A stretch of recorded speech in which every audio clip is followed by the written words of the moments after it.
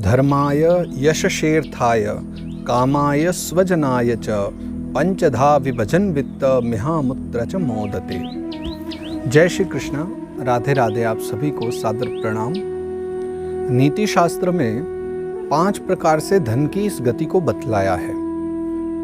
5 प्रकार से ही जीवन में धन समाप्त हो जाता है, या ये कहे कि 5 स्थानों पर लग जाता है। इससे पूर्व में 3 स्थान मैंने भी ऐसे ढूंढे हैं जो मेरा निजी एक चिंतन है कि धन की बस ये 3 ही गति होती है। तो मेरे विचारों से, मेरे चिंतन से पहला स्थान है सदुपयोग, दूसरा है दुरुपयोग और तीसरा है अनुपयोग। अब ये तीनों क्या क्या हैं, इस विषय में मैं थोड़ा सा बताता हूँ। सदुपयोग है हमारे पास जो धन है उसको सतमार्ग में लगा करके या अच्छी प्रकार से लगाना, नहीं केवल धर्म में ही नहीं, धर्म से इतर भी कुछ स्थान है जिनकी अभी हम वो 5 स्थानों में चर्चा कर लेंगे। तो उसका उपयोग करना, लेकिन अच्छी प्रकार से उपयोग करना, वो सदुपयोग में आ जाता है। और एक है दुरुपयोग। दुरुपयोग जहाँ उसकी आवश्यकता तो छोड़िए, बिल्कुल भी आवश्यकता नहीं थी, थोड़ी भी आवश्यकता नहीं थी, लेकिन वहाँ भी जब लगा दिया जाता है तो उसे दुरुपयोग कहा जाता है। तो सदुपयोग दुरुपयोग ये हम बचपन से ही सुनते आ रहे थे, परंतु थोड़ा चिंतन करके मुझे लगा कि इसमें एक तीसरा शब्द और जुड़ना चाहिए जो है अनुपयोग, अर्थात उसका बिल्कुल उपयोग ही न होना। और इसके भी प्रमाण हमारे समाज में बहुत सारे देखने को आपको मिलेंगे। सदुपयोगी व्यक्तियों को आप जानते होंगे जिन्होंने सदुपयोग किया है, दुरुपयोगी को भी जानते होंगे, और अनुपयोगी भी बहुत सारे व्यक्ति हैं जिनको आप आज जान लोगे अगर नहीं जानते तो। अब ध्यान देते हैं नीति शास्त्र के श्लोक पर, जो कहता है कि धन की 5 ही गति होती है। धन 5 स्थानों पर लगता है, उसमें सदुपयोग भी है और उसमें दुरुपयोग भी है। तो शुभारंभ अगर करें तो पहला शब्द आता है धर्म। धर्माय यशशेर्थाय कामाय स्वजनाय च। ये 5 ही स्थान है जहां हम धन उपयोग करते हैं। प्रथम है धर्म। धर्म से तात्पर्य है कि घर में होने वाले पूजा पाठ अनुष्ठान आदि वो सभी धर्म में आ जाते हैं। जितने भी पूजा पाठ आदि कर्म हैं जिनमें भगवान की सेवा पूजा हो या देवताओं का पूजन हो, वो सभी धर्म में आ जाते हैं। तो धर्म में किए हुए जो भी धन हैं, जो धन हमने धर्म में लगाया है, वो धन के प्रति खर्च हुआ है, धर्म के प्रति खर्च हुआ है, वो सदुपयोग में है। दूसरा है यश, यानी यश की कामना से। अब देखिए, महात्मा जनों की दृष्टि में यश के लिए किया गया खर्चा वो एक व्यर्थ होता है। और ये सत्य है कि महात्माओं की दृष्टि से, परमहंसों की दृष्टि से, कि भाई समाज में आप नाम कमाना चाहते हो और उसके लिए अगर धन का उपयोग कर रहे हो, उनकी दृष्टि में तो भले ही हो सकता है, लेकिन नीति शास्त्र की दृष्टि से यश के लिए धन खर्च करना कोई गलत नहीं है। यशशेर्थाय, आप यश के लिए चाहो तो धन खर्च कर सकते हो। आप नाम के लिए, जिसमें बहुत सारे कर्म आ जाते हैं, जैसे कि आप किसी तीर्थ का जीर्णोद्धार करवा देते हैं, अथवा आप कहीं कुएं बावड़ी बनवा देते हैं, जो प्राचीन समय में ये विधान था। अब आजकल हेडपंप लगवा देते हैं या बोरिंग करवा देते हैं। जहाँ पानी की व्यवस्था नहीं है वहाँ पानी की टांकी लगवा देते हैं कि लोग पानी पी सकें, है ना, गर्मी में आकर के उनको थोड़ी शीतलता मिले। तो और आजकल तो वो भी प्रथा है ना, टांकी बनवाएंगे तो उस पर नाम भी तो मोटे मोटे अक्षरों में लिखवाते हैं, फलाने फलाने सेठ जी के द्वारा प्रदत्त। टैंकर चलवाते हैं पानी के, अगर निःशुल्क सुविधा है तो उसमें भी बड़े बड़े अक्षरों में नाम लिखवा देते हैं, फला फला सेठ जी के द्वारा, फला फला पंडित जी के द्वारा, फला फला महाराज के द्वारा प्रदत्त है। तो गलत नहीं है। अगर आपके धन खर्च करने से समाज का कल्याण हो रहा है तो देखो, 2 वस्तुएं आपको मिल सकती है। अब या तो पुण्य ले लो या यश ले लो। अगर आप पुण्य लेना चाहते हो तो पुण्य लेने वाला व्यक्ति तो कह देता है, महाराज जी नाम मत लिखना, हम तो बिना नाम की सेवा कर देंगे, गुप्त दान है हमारी ओर से। और कदाचित आपके मन में यश लेने की इच्छा है तो फिर पुण्य को भूल जाइए। हालांकि तब भी पुण्य प्राप्त होगा, शुभ कर्म होने से लोग वहाँ पर आशीर्वाद देंगे, उससे पुण्य तो एकत्र होगा ही, परंतु यश भी बहुत मिलेगा। और अगर मेरा मानना है, अगर संसार में सत्पुरुषों को सुयश मिले तो उसमें कोई बुराई नहीं है, क्योंकि आज के समय में यश तो कैसे कैसे कर्म करने वाले भी यश को ले जा रहे हैं, वो तो आप देख रहे हो। तो अगर अच्छे कर्म करने वाले, समाज कल्याण करने वालों को यश मिले तो क्या बुराई है। और मिलना भी चाहिए, क्योंकि प्रशंसा तो एक ऐसी मैं कहूँ प्रशंसा तो एक कुंवारी कन्या है। सत्पुरुष जिसे पसंद नहीं करते और दुर्जन पुरुषों को जो पसंद नहीं करती, तो सत्पुरुषों की ओर तो वो अपने आप ही जाती है, कुछ नहीं भी चाहते तो भी उनको यश प्रदान करती है। तो यश के लिए धन खर्च किया जाए, परंतु उसके पीछे मात्र यश ही प्रयोजन ना हो, साथ में मन में एक कल्याण की भावना भी हो, इस भावना से किया जाए तो यश मिलता है। और एक सेकेंडरी कहूँ तो प्राइमरी होना चाहिए समाज कल्याण की भावना, और सेकेंडरी होना चाहिए कि हमें यश मिल जाए। तो मेरे विचार से और नीति का जो प्रमाण है, नीति के अनुसार उसमें कोई दोष नहीं है। हाँ, भगवत भक्तों की दृष्टि में ये गलत है। गलत का तात्पर्य बस इतना मान सकते हो कि भगवत भक्तों का कहना होता है कि यश के लिए क्या धन खर्च करना, धन खर्च करना है तो परमात्मा के लिए करो, कुछ भजन के लिए करो, लोगों के कल्याण के लिए करो।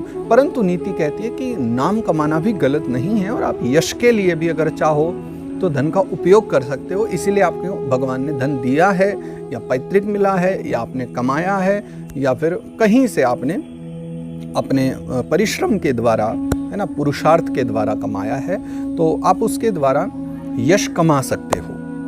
उसमें कोई विपदा नहीं है और उसमें कोई गलत बात भी नहीं है। तो धर्म के लिए आप धन का सदुपयोग कर सकते हो, यश के लिए भी आप धर्म का उपयोग कर सकते हो। अर्थाय, अब तीसरी बात आ गई, अर्थ। बोले अर्थ के लिए अर्थ का उपयोग, ये तो कुछ अन्योन्याश्रय दोष जैसा नहीं लग रहा है। ये कैसी बात है कि धन के लिए धन का उपयोग? जी हाँ, अगर आप चाहते हो कि आपके पास 100 रुपये हैं और आप चाहते हो इन 100 रुपये में मैं 80 रुपये का धर्म भी कर दूं और फिर भी मेरे पास 100 रुपये पूरे बच जाएं, तो 80 का धर्म करने के बाद 80 रुपये धर्म कर्म में खर्च करने के बाद तो 20 ही बचेंगे ना। लेकिन अगर फिर भी चाहते हो आप 100 बचे, तो क्या करोगे? एक सेकंड के लिए आप स्वयं सोचिए, विचार कीजिए कि अगर आपके पास 100 रुपये हैं और 80 रुपये आप धर्म में खर्च करना चाहते हो, और चाहते हो कि उसके बाद फिर से आपके पास 100 रुपये बचे, क्या करोगे? उस धन को कहीं ऐसे स्थान पर लगाओगे ना जहां वो बढ़ जाए, जो कि हम कल भी चर्चा कर रहे थे कि धन कमाना गलत नहीं है, और धन को कमा करके लगाना ये और अच्छी बात है। तो कमाना चाहिए। तो मैं तो यही कहता हूँ हमेशा कि खूब धन कमाओ, पुरुषार्थ के द्वारा कमाओ, परिश्रम से कमाओ, और कमा करके खूब लगाओ। तो अगर आप चाहते हो कि 100 रुपये को बढ़ाया जाए, तो स्वाभाविक है कि आपको और धन कमाने के लिए उस धन को कहीं ना कहीं काम पर लगाना पड़ेगा। इसलिए तीसरा जो नीति शास्त्र में लिखते हैं वो है अर्थाय, धन को खर्च करो और धन कमाने के लिए। उस धन को लगा करके कोई शुभ कार्य करो, कोई पुरुषार्थ करो, कोई व्यापार करो, कोई ऐसा कार्य करो जिससे कि वो और बढ़े, ताकि 100 हैं तो आप 100 ही लगा सकते हो। पर अगर आपने 100 के 500 बना लिए तो अब आप 400 लगा सकते हो कहीं, है ना, कहीं भी लगा सकते हो, धर्म में भी लगा सकते हो, यश में लगा सकते हो, और उसके साथ बहुत सारे जो स्थान हैं वहाँ लगा सकते हो। तो तीसरा स्थान हो गया है अर्थाय। अब चौथा स्थान आता है, और इसका विशेष ध्यान रखिएगा, क्योंकि आपने धर्म के लिए कमाया, उसमें आपकी मानसिक प्रसन्नता हो गई, आपको अच्छा लगा, आपने उसके पश्चात में धर्माय, फिर यशसे अर्थाय, फिर आपने यश के लिए लगाया, उसमें भी आपको अच्छा लगा। फिर आपने अर्थ के लिए कमाया और कमाने के लिए लगाया, सो भी ठीक है। परंतु ये जो शरीर है, अब मानव देह है, तो देखो शरीर की संतुष्टि तो आज के समय में सबके मन में होती ही है।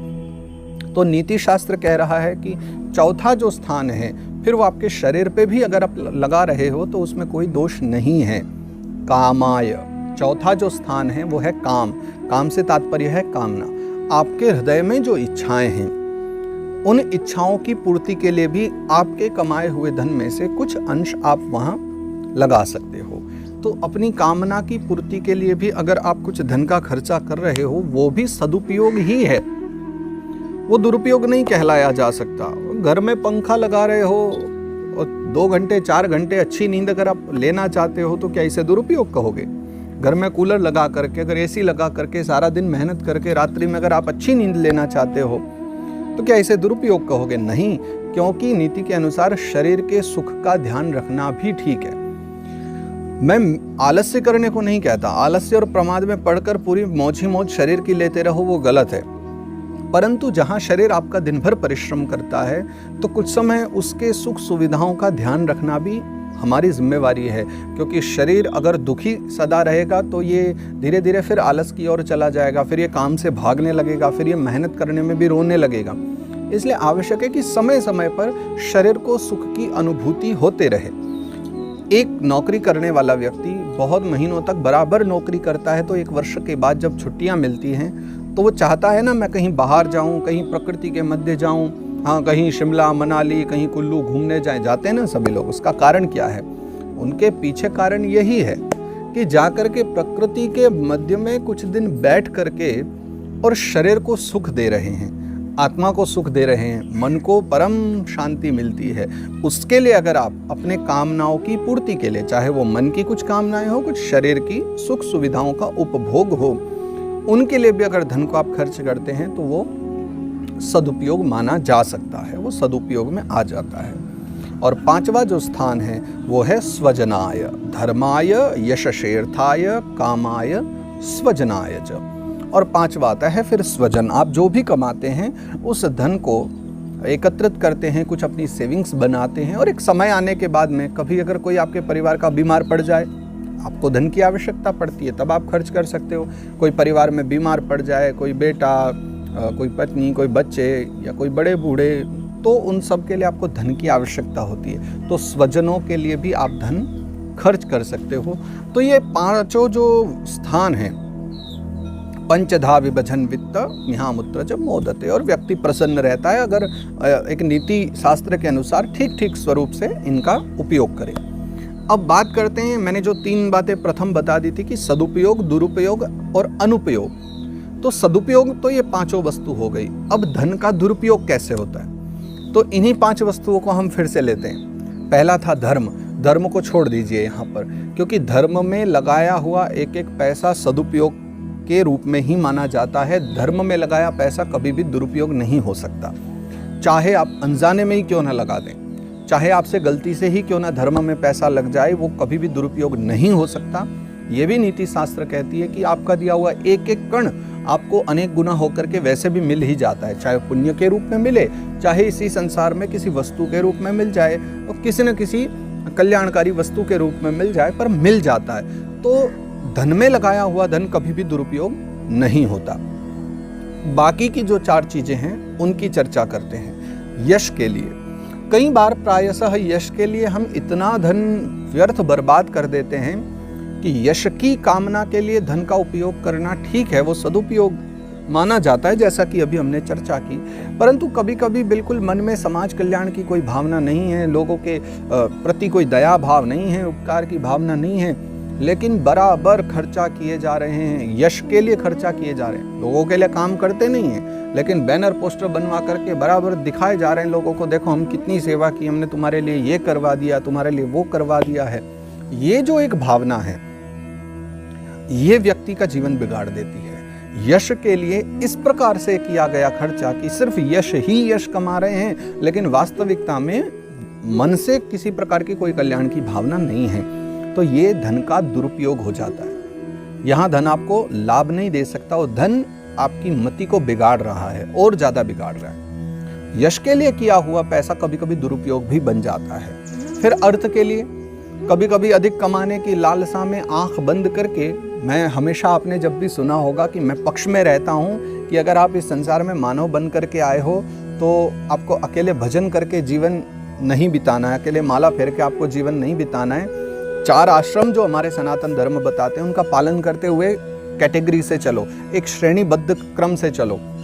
पहले ब्रह्मचर्य धारण करो, विद्या अध्ययन करो, फिर बड़े हो जाओ तो विवाह करो, गृहस्थाश्रम धारण करो, और थोड़े हो जाओ फिर गृहस्थ वानप्रस्थाश्रम में आ जाओ, घर में रह करके भजन करना शुरू कर दो, काम धंधे छोड़ दो, धीरे धीरे बुढ़ापा आ जाए तो, है ना, चौथे पन्नी जाहिन रपकानन वो विधान लेकर के, और फिर जब चौथी अवस्था आ जाए तब संन्यास धारण करके, तब घर त्यागना है तो त्यागो, नहीं त्यागना है तो घर में रह करके फिर भी भजन कर सकते हो। मैं ये चर्चा करता हूँ, मैं इस विषय में बात किया करता हूँ। तो मैंने प्रायः कहा है कि धन कमाओ, क्योंकि आप धन नहीं कमाओगे तो फिर धर्म कैसे होगा। और गृहस्थाश्रम धर्म ही एक ऐसा धर्म है जो बाकी के 3 आश्रमों का पालन करता है। जो ब्रह्मचारी एक रहा करते थे, गुरुजी पढ़ाया करते थे, उनको कौन चलाया करता था विद्यालयों को?